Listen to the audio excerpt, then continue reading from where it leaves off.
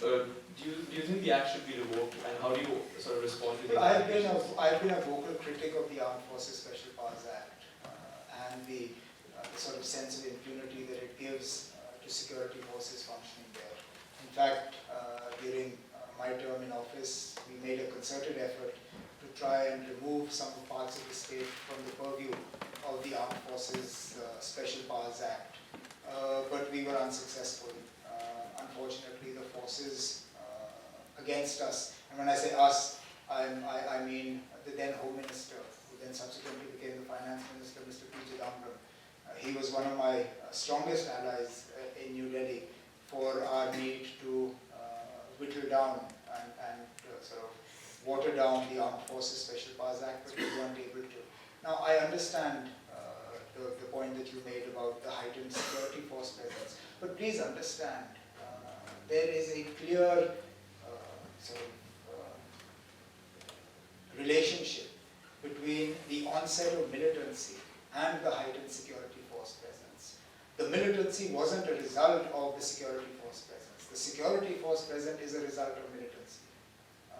You didn't hear of incidents of human rights violations, security force excesses and things like that before 1989. There were still troops in Jammu and Kashmir, but as I said earlier, they were on the border, they were on the line of control, they were on the line of actual control. They did their job there, they weren't in the hinterland. Unfortunately, their presence in the hinterland is as a result of the violence that is going on there. And I understand the concerns with regard to the human rights violations.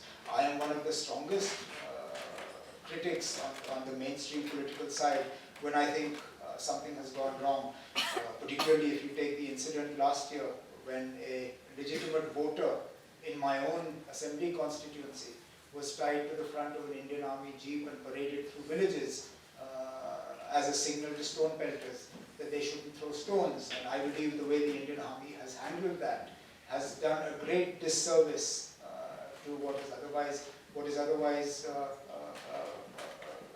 force that has, over the recent years, actually done a lot to improve its track record in Jammu and Kashmir. There is a lot that went wrong in the early 90s, and that's why I talked about the Truth and Reconciliation Commission, because I believe answers need to be given. What happened in 90, 91, 92 and onwards, there are a lot of unanswered questions that need to be addressed. But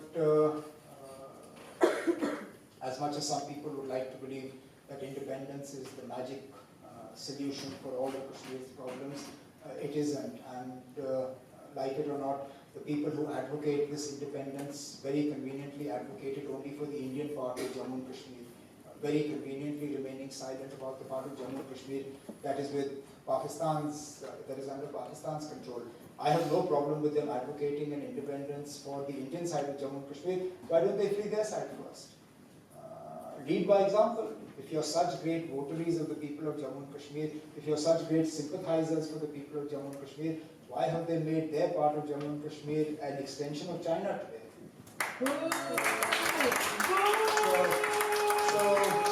See, this is it. They won't have the guts to go and do this back home, but here suddenly they all become shame, and they think that by doing this, suddenly the people of Jammu and Kashmir will wake up to their sympathy and their care. But the truth is that they have been responsible for the lion's share of the problem, the death and the destruction in Jammu and Kashmir, while being unable to do anything about the part of Jammu and Kashmir that they control. So, from one contentious issue to another, let's talk about Article 370. Though from a political standpoint. Do you believe that political parties like the BJP, which have consistently campaigned on repealing Article 370, getting rid of it, will actually be able to achieve their goals? Should they drop their goal? Where do you stand on that? well, obviously, I'm a firm believer in the fact that Article 370 is the bedrock of Jammu and Kashmir's relationship with the rest of India. There are there's a lot of misunderstanding about Article 370. Now, most people here would believe that it is Article 370 that stops people from the rest of India owning property in Jammu and Kashmir, which is not true. Our state subject laws predate independence. State subject laws in Jammu and Kashmir are actually a product of the Maharaja in the early 1900s, late 1800s, early 1900s. and they were introduced primarily to protect the people of Jammu because they were worried that their lands would be bought up by rich Punjabi merchants and farmers, and Jammu and Kashmir would become an extended colony of rich Punjabis. Jammu and Kashmir state subject laws were neither introduced to protect Kashmiris, nor are they a product of Article 370. Article 370 simply cements the constitutional relationship between Jammu and Kashmir and the rest of the country. Now, by all means, if you want to revisit accession, if you want to revisit the terms of accession, then please revoke Article 370, recall the Constituent Assembly, and let's have that debate. But I don't think it's a debate that you want to have, and particularly in the current environment. Do you think, in terms of the current environment, that the rise of the BJP in Jammu and Kashmir, then occupying, being a part of the government, has actually become a real threat to the stability of the region and sort of derail the long run of this process? Well, it hasn't added to the peace process at the moment. Like I said, we had a lot of expectations from Prime Minister Modi, particularly with those two steps that he took, but I think he flattered to deceive.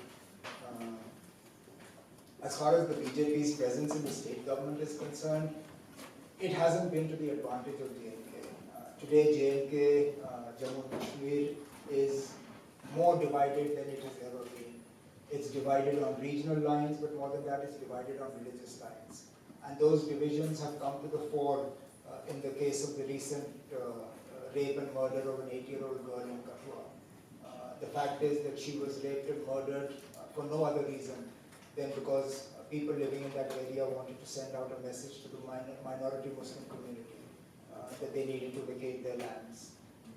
This is a product, unfortunately, of the divisive politics that the BJP has been playing, particularly in Jammu, to consolidate its own vote bank.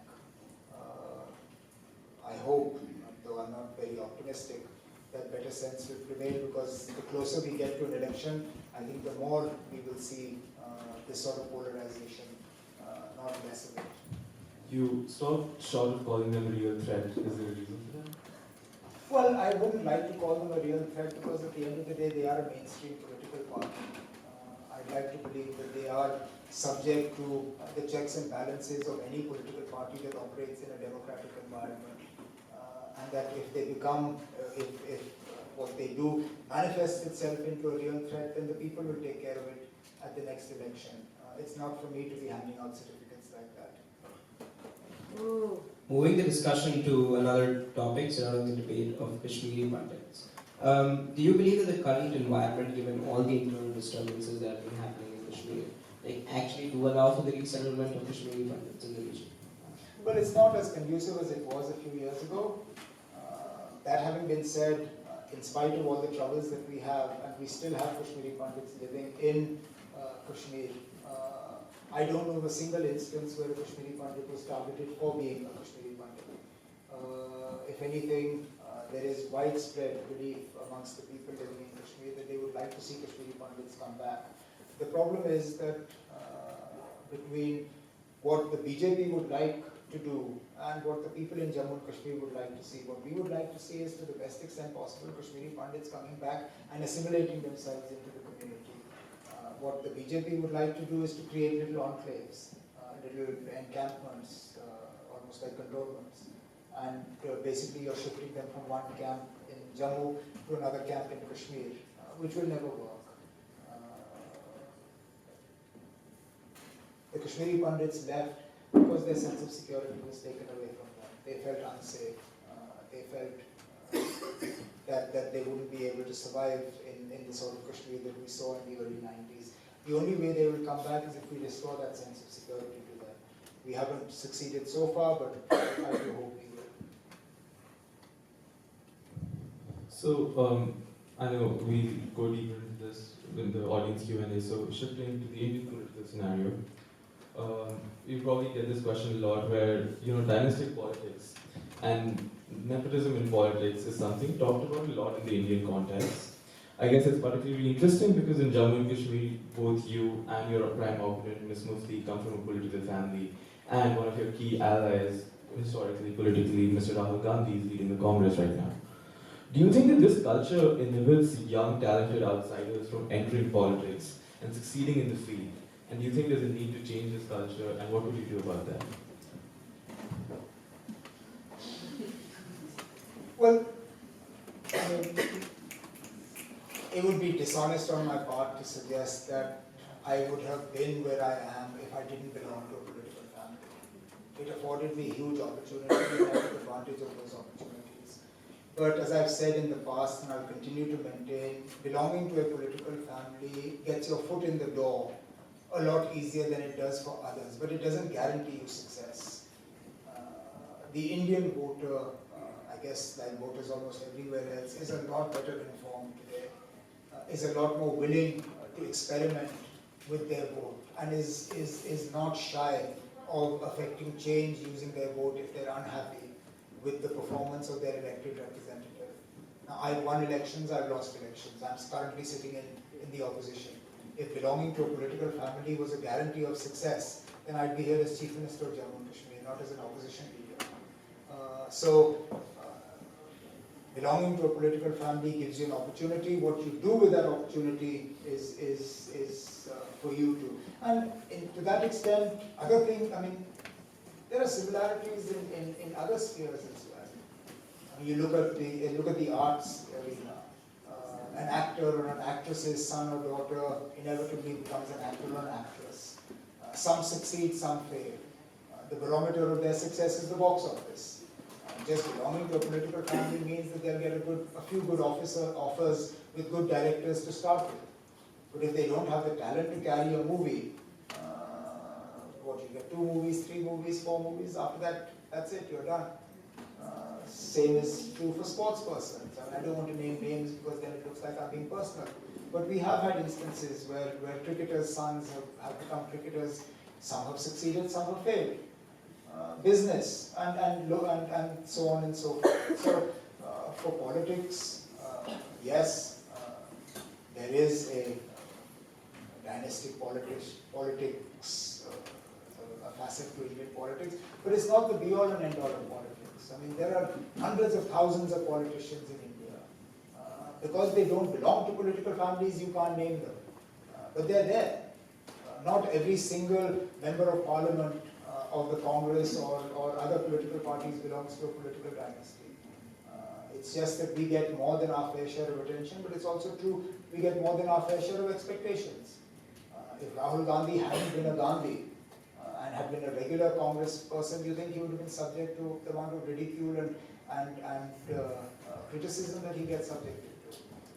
That's the reality that we have to live with. But I mean, there's no point enjoying the advantages and then saying, look, I don't want to deal with the disadvantages. They both come as a package deal. So take it. But there's more than enough space for good, educated youngsters to join the political arena in India. And I think because of the advent of social media, a lot more of them are being noticed. I know of a number of people who have now become spokespersons of the Congress party. And I actually first saw them because they were active on Twitter, or they were active on Facebook and other social media platforms.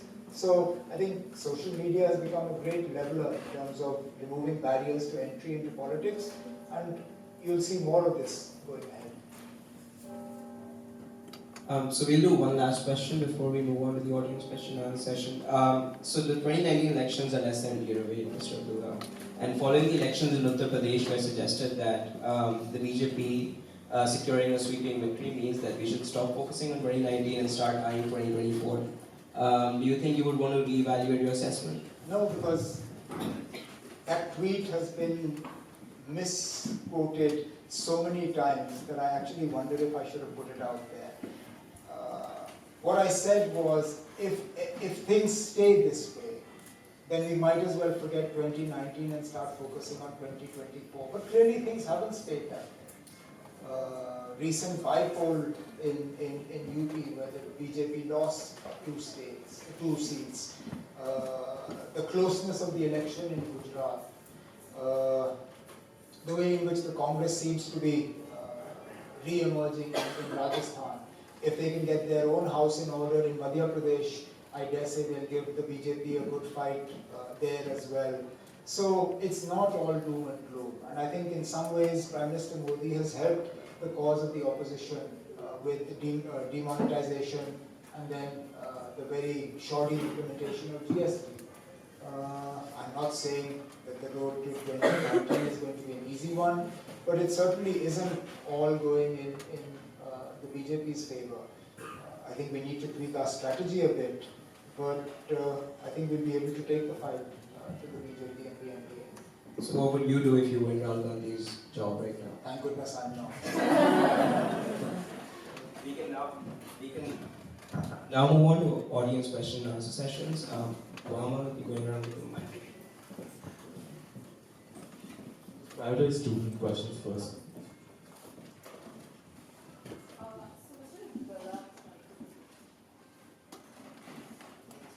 You mentioned that it might be in India's best interest to accept the line of control as the international border. Do you feel that it would hinder national security giving in so easily, because it would lead other countries to believe that only if they could invade a certain part of India, it would be under their possession and then India would back down? I don't think we have any neighbors that are really going to do that. The only one we have is China, and let's be honest, if they wanted to do it, they could do it, and there's very little we would have been able to do about that.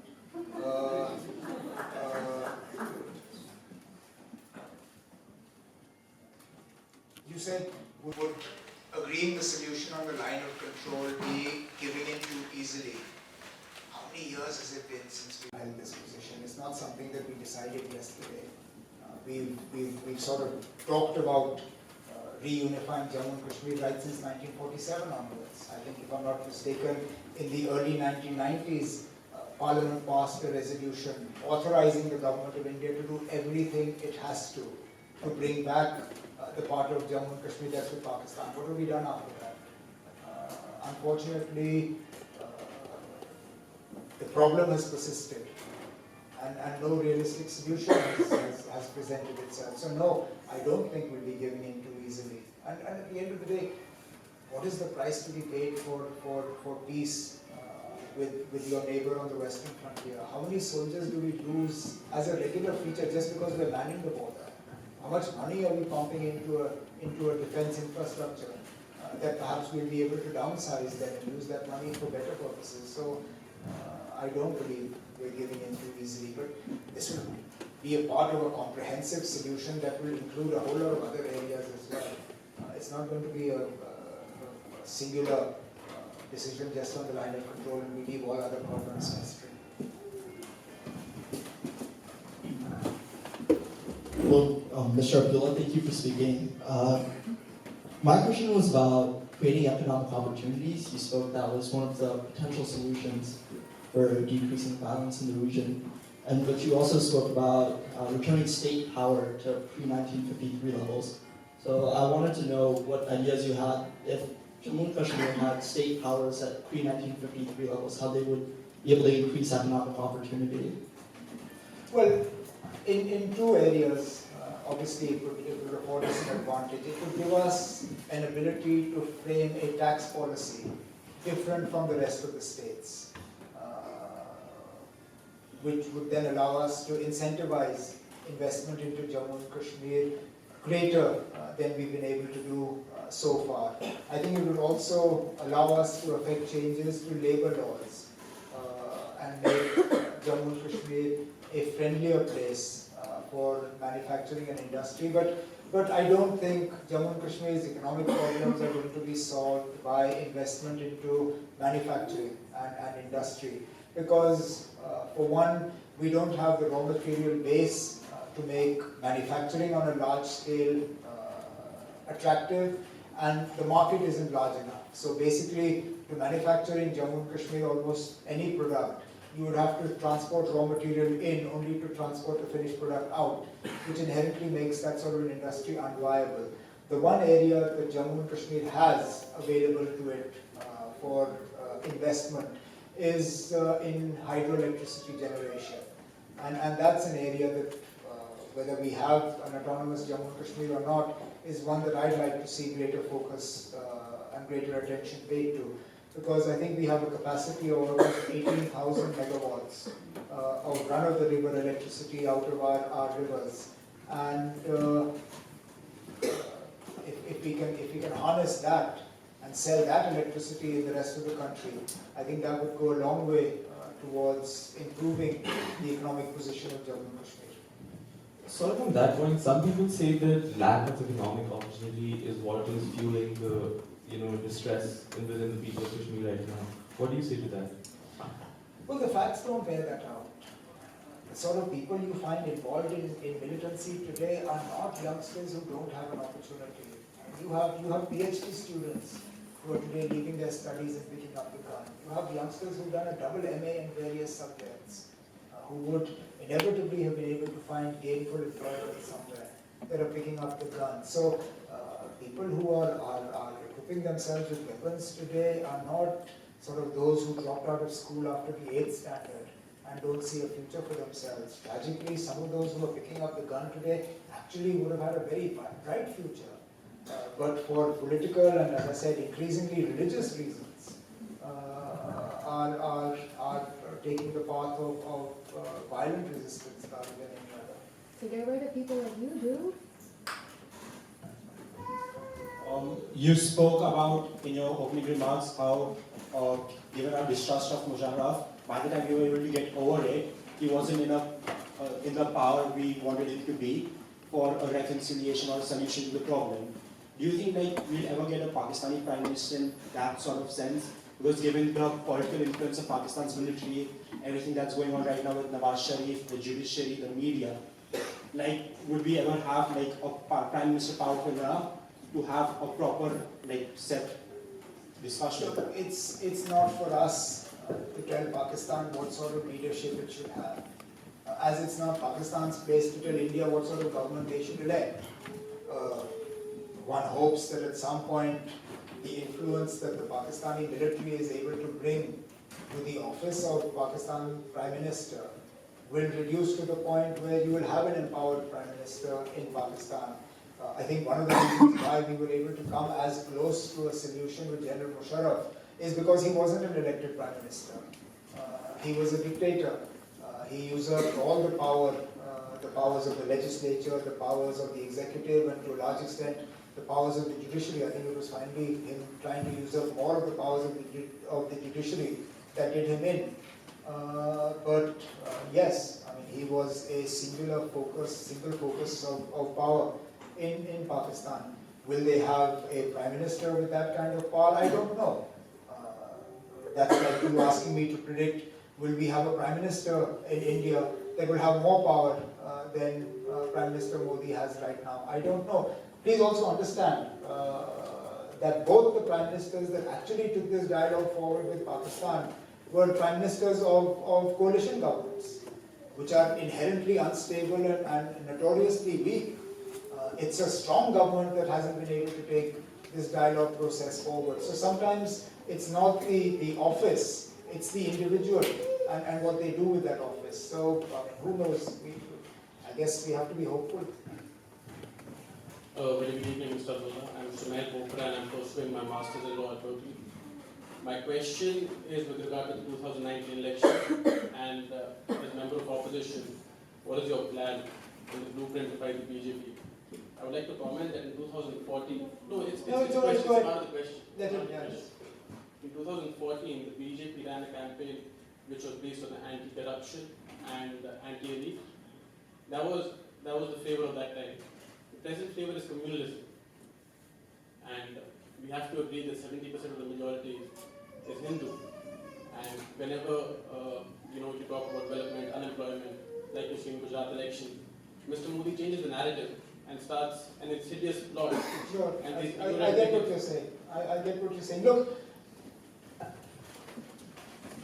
most of the opposition parties, if not all of them, will be unable to play on the communal stage of the BJP's politics, and nor should they.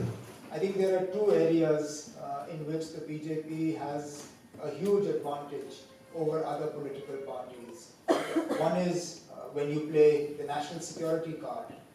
because they're deemed to be far more hawkish on India's national security issues than other parties are. And the other is the Hindutva card, the secular versus the communal. This again is an argument that parties like the Congress and others can't win. But I think there is a lot more that is wrong with India that simply a communal campaign will not wash away. The deep distress in the agricultural community, the slowdown in manufacturing, the inability to create jobs, the inability of the Prime Minister to fulfill some of his commitments from his 2014 election speeches, like bringing back all the black money that is stashed away in foreign banks and stuff like that. So I think if we fight the election using our minds and our hearts rather than just fighting an emotional campaign, I think there is a lot that we can bring to the fore to put the BJP on the defensive. But yes, the point you made about sort of stirring communal passions, one hears that back home as well. The fact that an effort will be made to derive a favorable judgment in the Ram Mandir Babri Masjid issue, which again will play into the BJP's hands in the run-up to 2019. These are all real issues that we'll have to grapple with. But if I had to work out a strategy, which I don't have to. I mean, I belong to a very small regional party. At best, we fight 6 parliament seats, even if I fight all of them. So, believe me, Rahul Gandhi and other opposition parties aren't going to be calling me up and asking me, over Abdullah, what do you think we should do? But since you asked me, I have told you. Question to the back. So prioritizing senior questions first, we come back. Please go ahead. I have a question too. Can you please talk about why you think that the Pakistani Kashmir has not been in the news in the media for such violent reasons as has been the Indian Kashmir, and why do you think that it has merged with the Pakistani state in a much better political and cultural way than has been the Indian Kashmir? I can't comment on whether the Pakistani Kashmir is better off culturally or economically, because what I will tell you is hearsay. I hear that it's not as economically well off as our part of Jammu and Kashmir, in spite of the militancy that we've had to deal with. I understand that you don't have the sort of infrastructure we have in the healthcare, education sector, etc., etc. In your side of Jammu and Kashmir, I'm sorry, I'm making an assumption and I shouldn't. But on the Pakistani side of Jammu and Kashmir, as opposed to the Indian side, I think the fact that there is a concerted effort to, so much of what has happened in the Pakistani side of Jammu and Kashmir is Chinese charity. A lot of the infrastructure projects that have been built there have been built on Chinese handouts. Nothing that has been built on the Indian side of Jammu and Kashmir has come from charity. Whatever has been built there, good, bad, less, more, has come from Indian investment into Jammu and Kashmir. Now, why doesn't the Pakistani side of Jammu and Kashmir see the sort of violence that the Indian side sees? I think because Pakistan is fortunate to have India as its neighbor, as opposed to India, which has Pakistan as its neighbor. India has not made a concerted effort to create and foment trouble on the Pakistani part of Jammu and Kashmir. Unfortunately, that favor wasn't returned to India. So if Pakistan was a neighbor more like India is, I think Jammu and Kashmir would be in a far more peaceful place. Mr. Abdullah, you kind of alluded to this in your speech, where you talked about the internal conflict that has been more prevalent since the past few months, perhaps weeks. So what exactly do you think should be the approach of the Indian government in addressing this? Because the fact is, a lot of these militants who hold the weapons, they neither want to pledge their allegiance to the Indian state nor the Pakistani state, where the main argument is that because of the growing power struggle of land, of prestige between these two nations, Kashmir hasn't seen the light of day. So you mentioned about a dialogue between the Indian government and them, but dialogue in what form and with which group? Well, there are multiple groups. It's not as simple as in some other places where you have a single or a couple of armed groups. And let's be honest, some of the armed groups aren't going to come forward to talk. That part of the problem will have to be handled in the dialogue with Pakistan. Because at the end of the day, their support and allegiance comes from that side. But what can government of India do? Quite simply stop living in denial. More often than not, you will hear responsible voices in New Delhi saying, "They want Kashmir, there's no problem. There is no need for a political solution. There is no political problem in Kashmir. It's a handful of misguided youngsters and they will soon be sorted out." You have the announcement of military operations called Operation All Out, and you believe that by use of force you will drive a solution to this problem. That's not going to happen. Like it or not, the excessive use of force is actually counterproductive. And as I mentioned earlier, this new dimension to the problem where you now find youngsters who are picking up the gun not because they want to drive a political solution to the problem, but because they identify with the religious dimension to what is happening in Jammu and Kashmir. That's of far greater cause, because of far greater worry to me, because a dialogue can drive a political solution. You might want full independence, I might want full merger, and by talking to each other we'll arrive at a solution that you and I can both live with. When the reason for your struggle is religious, and the solution that I have is political, how do we find common ground? And unless we can address this slide now and address the political problem, while the majority of the people fighting in Jammu and Kashmir identify themselves with the politics, we are fine. The moment the scales are tilted in the other direction, and the majority of the people fighting in Jammu and Kashmir are doing it for religious reasons, then no political solution will work. Then I don't know what to do. As I said, we've lost a lot of good opportunities in the past. I hope we're not blind to the depths of the challenge that we face now. So, moderator, I'm going to get a chance to speak. I'm going to ask you that. It's random. It's like I'm I not was the picking. first person to raise my hand. I'm sorry. We'll try to come back to you later. I'm sorry. Please go ahead. Okay, Mr. Abdullah, I have a question to ask you. It's regarding what you spoke about informed voters, right? You spoke about how India is having more informed voters today, and that's what's going to create a better government because they decide whom to choose, and they're probably taking risks with their votes now. In Kashmir, schools are being burnt down. Students are not allowed to be educated, and that affects their decision as far as voting is concerned. Beyond that, Kashmir University Student Union has constantly been strangulated in some form, and their voices have been crumpled. So how do you think students, when their rights and their voices are being curbed, will ever be able to take the right decision and vote correctly? Well, I take exception to your view that to be an informed voter you have to be educated.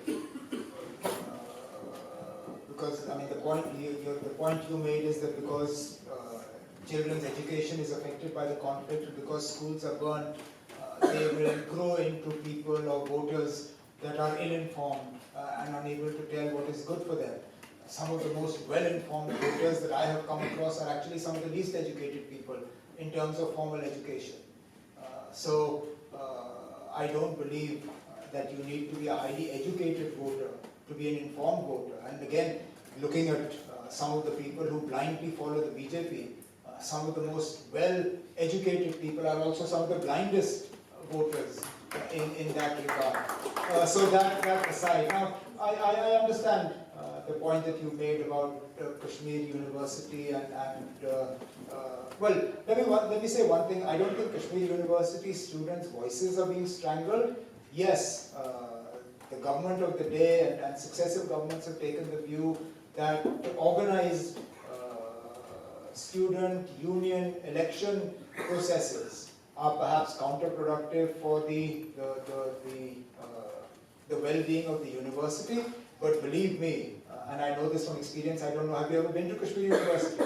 No. Okay, so then I have a slight advantage over you. I've been to Kashmir University and I know Kashmir University students are not shy of expressing their point of view.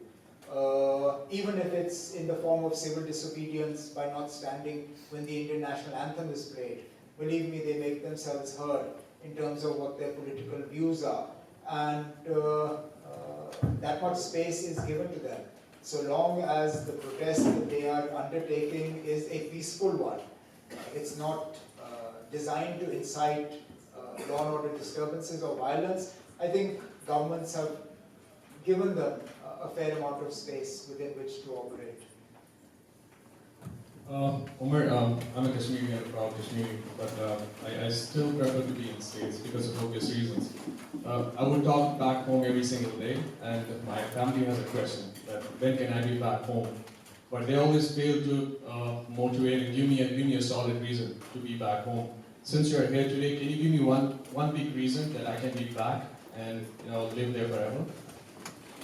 No, because that reason has to come from you. I have my reasons for why I live in Kashmir. And like you, I could live anywhere. I was born in England, I have a right of abode for the United Kingdom stamped in my passport. I'm reasonably well educated, I'm reasonably comfortable with the English language, and I could live pretty much anywhere and do pretty much anything. But I've chosen to do what I do in Jammu and Kashmir. And I didn't ask anybody else to give me a reason to do that. It's something I wanted to do, and I did. So therefore, don't look to me or your family for a reason to come back. That reason has to come from within you. Maybe one day you'll find your calling, you'll find a reason to go back, whether it's to contribute to the state economically, whether it's to contribute to the state politically, and I'm not talking about which side of the political equation. You may find yourself attracted to the non-mainstream side of the political equation. You may find yourself attracted to an economic model that is far from what is being carried out in Jammu and Kashmir. But my limited point, and that's why I started my answer with a no, is that why you should go back to Kashmir and why you should live there permanently is something only you can tell yourself. And I truly hope that you do find your reason, because we'd like people like you to come back. And the sooner the better, but that is for you to decide. Thanks, Omar, for coming here. And a lot of us are your fans from the speech you gave in the Lok Sabha, which was probably one of your best speeches. It's the only one that everyone remembers. And it's actually a little daunting and scary in parts that possibly my best work is behind me. And we certainly hope that's not the case. Well, I mean, we can discuss this some other time, but the fact is that the circumstances were created for that speech to be seen and heard by so many people.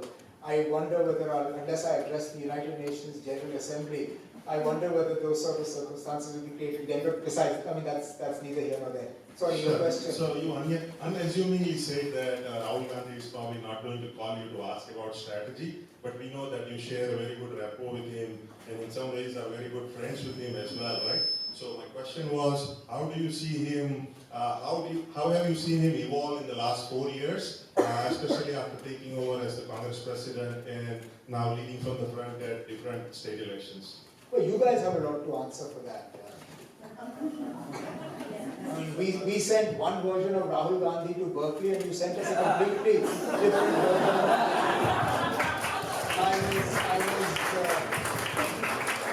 I was very, this is completely tongue-in-cheek and very flippant, but take it as you will. I was telling my hosts, I think it was yesterday, that every time we visit officially as ministers, we would visit South Africa, the South Africans would tell us that you sent us Mohandas Karamchand Gandhi and we sent you back the Mahatma. Now, I'm not for a moment equating Rahul Gandhi with Mahatma Gandhi, but the truth is that we sent you one version of Rahul Gandhi, and you sent us back a very new, very confident, very assertive, very outgoing, and a very engaged Rahul Gandhi. So thank you, Berkeley. What else can I say? How have I seen him evolve? Look, everybody changes. If you had asked me to do this interaction with you 8-10 years ago, I've got a few years under my belt now in terms of political experience. I've been doing this for 20 years, which is a little longer than Rahul has. think a few years ago, I wouldn't have been as engaging as I am now. I am very similar to Rahul, a lot more insular. I'm not a very outgoing, gregarious sort of person. I'm quite happy in my own company, like a lot of other politicians. So it takes a while to grow into these sort of interactions. That's, I think, the biggest change that I've seen in him. He's a lot more willing to engage. I think he has the advantage of not being part of a government, so it's a lot easier to be a politician in opposition than it is to be a politician in government.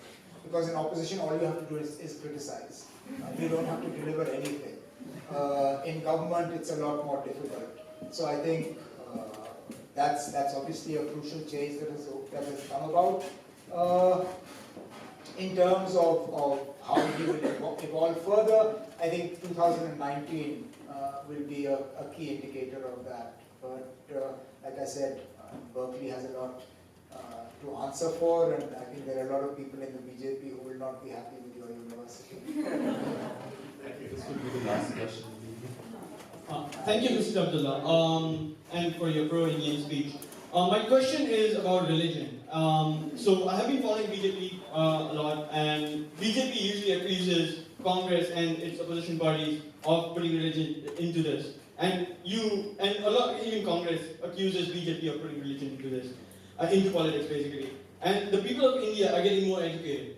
And so the influence of religion seems to have declined. But where is the new insurgence of religion coming into the Indian political scenario? You truly believe that the influence of religion in politics has declined? You do. Well, I think that's a point on which you and I will have to agree to disagree. Because as a functioning politician in a state where a lot of my constituencies are almost split down the middle between Hindu population and Muslim population, I can tell you that I have never seen a more polarized environment than I am seeing today. And this is from experience. I dare say the same is replicated in other parts of the country as well. So, I mean, you believe that it is far less. I believe that it is a lot more. And as I said, we'll just have to agree to disagree on that.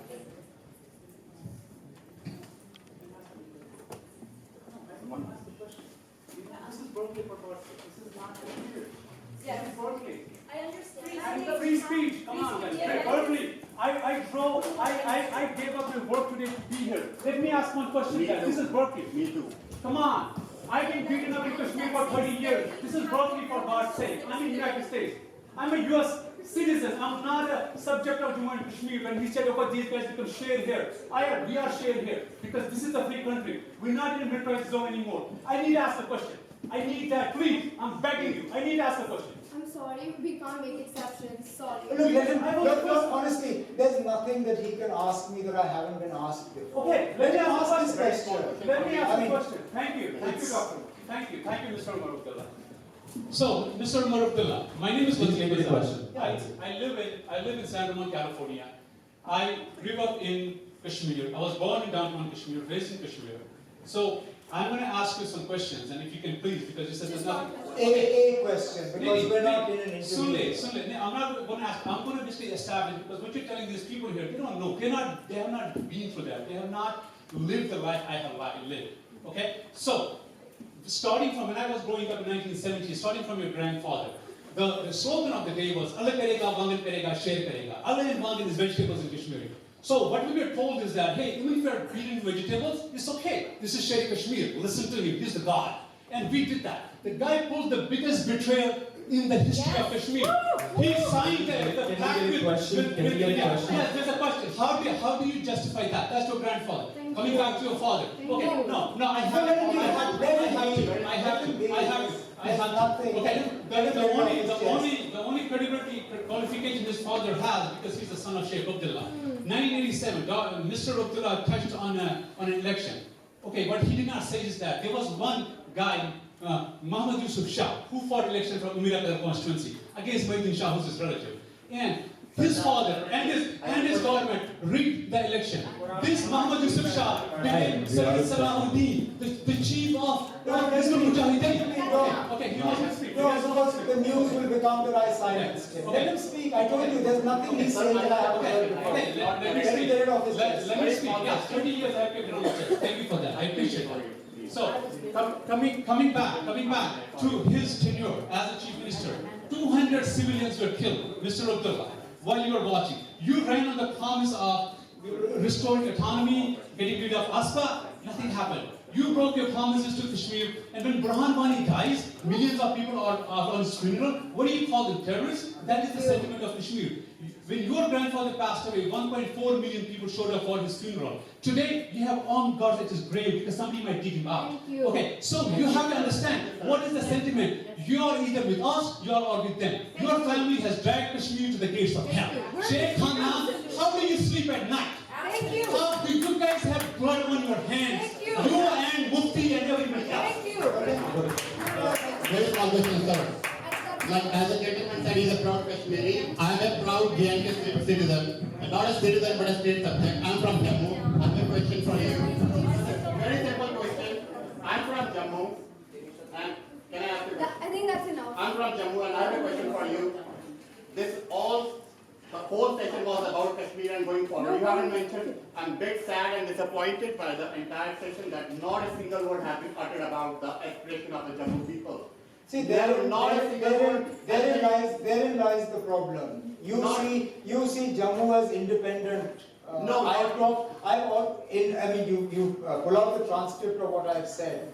When I talked about the state, I talked about the state of Jammu and Kashmir. I have always talked about Jammu and Kashmir. Even in this talk, I've been very careful to talk about Jammu and Kashmir. And therefore, as far as I'm concerned, whether it's an aspiration for peace, whether it's an aspiration for development, whether it's an aspiration for political space, the aspirations of Jammu are not for the young man from the Jammu actually. You talked about the big country. You had your question. Either this is a question and answer session, or it's a session for you to express your point of view. Now the gentleman who stood up said a lot. There wasn't a single question. He wanted his space to speak. He got his space. He said what he had to. He passed judgment. We're done. Now move on.